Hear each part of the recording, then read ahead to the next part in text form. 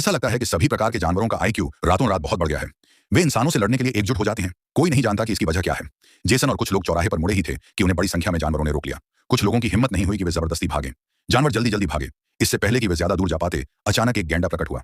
Car पूरी तरह से क्षतिग्रस्त हो गई। गैंडा भी बेहोशी की हालत में था। कुछ लोग मुड़े और कार से उतरे। उन्होंने पाया कि मेल बॉक्स पर हमला हुआ था। जानवरों की सेना और करीब आ रही थी। जेसन ने एक स्टील का पाइप उठाया और साइमन को दे दिया। वह खुद गाड़ी चलाकर बाहर निकल गया। साइमन ने स्टील के पाइप से जमीन पर दस्तक दी। एक अग्नि ड्रैगन ने तेजी से कार का पीछा किया। जानवरों की सेना अलग थलग पड़ गई। गैंडे ने मौके का फायदा उठाकर भागने का फैसला किया। जेसन ने देखा कि बचने का कोई रास्ता नहीं है। उसने ब्रेक लगाया, लेकिन ब्रेक फेल हो गया। जेसन के पास कार से कूदकर भागने के अलावा कोई चारा नहीं था। मुझे उम्मीद नहीं थी कि जब मैं उठने ही वाला था तभी एक बाघ मेरे सामने आ जाएगा। जेसन इतना डरा हुआ था कि उसकी हिलने डुलने की हिम्मत नहीं हुई और वह जमीन पर लेट गया। बाघ को लाश में कोई दिलचस्पी नहीं थी। उसने बस उसे सूंघा और चला गया। गैंडा भागकर बाहर आया और मधुमक्खियों के झुंड ने उस पर हमला कर दिया। भागते हुए एला ने सड़क किनारे कार में एक बच्चे के रोने की आवाज सुनी। वह दौड़कर गई और कार में एक मां को देखा जो अपनी गोद में बच्चे को बचाने की कोशिश कर रही थी। उसने एला से अपने बच्चे को बचाने की विनती की। एला को अभी अभी अपने बच्चे की मां मिली थी, लेकिन वह रोई नहीं। कुछ लोग जो मौत से बचकर आए थे रक्षा अड्डे पर फिर से मिले, लेकिन उन्हें यह नहीं पता था कि जानवरों का वायरस इंसानों में फैलने लगा है।